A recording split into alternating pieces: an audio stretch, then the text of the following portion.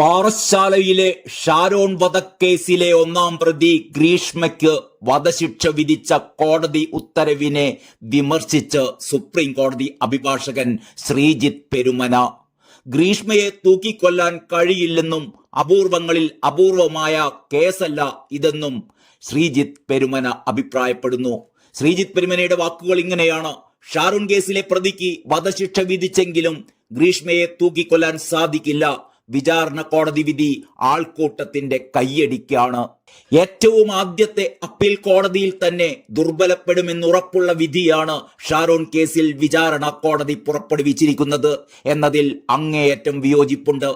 വിഷം നൽകി കൊലപാതകം നടത്തുന്നത് അത് സ്നേഹത്തിന്റെ പേരിലാണ് എന്നതിനാലോ ആന്തരിക അവയവങ്ങൾ പൊള്ളിപ്പോയി എന്നതിനാലോ അതൊരു അപൂർവങ്ങളിൽ അപൂർവമായ കേസാകില്ല എന്ന് കോടതി വരാന്തയിലെങ്കിലും മഴയത്ത് കയറി നിന്നിട്ടുള്ള ആർക്കും മനസ്സിലാകും. അക്ഷരാർത്ഥത്തിൽ ഈ വധശിക്ഷാവിധിയുടെ ഏറ്റവും ഗുണം ലഭിക്കാൻ പോകുന്നത് പ്രതി ഗ്രീഷ്മക്ക് തന്നെയാണ്. ഹൈക്കോടതി ആദ്യ പരിഗണനയിൽ തന്നെ ഈ വധശിക്ഷ സ്റ്റേ ചെയ്യും. പിന്നീട് ജീവപര്യന്തം എന്നതിലേക്ക് വന്നാലും സുപ്രീം കോടതിയിൽ അതിലേറെ ഈ വിധി ദുർബലപ്പെടും എന്നതിൽ ആർക്കും സംശയം വേണ്ട. കാരണം എല്ലാ സുപ്രീം കോടതി മാർഗനിർദ്ദേശങ്ങളെയും ഈ കേസിൽ വിചാരണ കോടതി കാറ്റിൽ പറത്തിയിരിക്കുകയാണ്. അതേസമയം ജീവപര്യന്തമായിരുന്നു നൽകിയിരുന്നത് എങ്കിൽ എല്ലാ മേൽക്കോടതികളും അത് ശരിവെക്കാനുള്ള സാധ്യതയുണ്ടായിരുന്നു.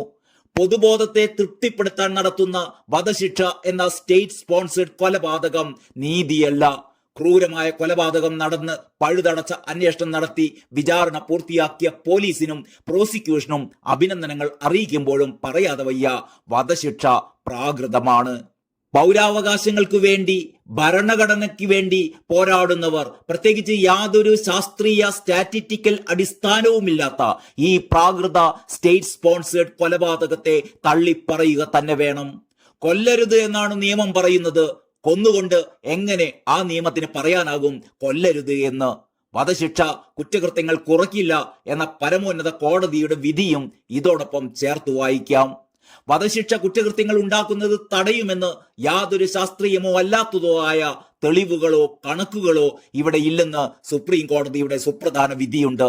വധശിക്ഷയ്ക്ക് വിധിച്ച പ്രതിയുടെ ശിക്ഷ 30 വർഷത്തെ തടവ് ശിക്ഷയാക്കി കുറച്ചുകൊണ്ടാണ് കോടതി ഇക്കാര്യം വ്യക്തമാക്കിയിരുന്നത്. കുറ്റവാളികൾക്ക് വധശിക്ഷ നൽകുന്നതിലൂടെ മറ്റുള്ളവർ ഭാവിയിൽ കുറ്റകൃത്യങ്ങൾ ഏർപ്പെടുന്നതിൽ നിന്നും തടയുകയോ തടയാതിരിക്കുകയോ ചെയ്യാം. എന്നാൽ വധശിക്ഷ നൽകുന്നതിലൂടെ സമൂഹത്തിലെ കുറ്റകൃത്യങ്ങൾ കുറയുമെന്ന് തെളിയിക്കുന്ന യാതൊരു രേഖകളും യാതൊരു തെളിവുകളും സ്ഥിതിവിവര കണക്കുകളും ലഭ്യമല്ലെന്നും കോടതി തന്നെ വ്യക്തമാക്കിയിട്ടുണ്ട്. സ്റ്റോപ്പ് ഡെത്ത് പെനാലിറ്റി, വധശിക്ഷ നിരോധിക്കുക. അഡ്വക്കേറ്റ് ശ്രീജിത്ത് പെരുമന.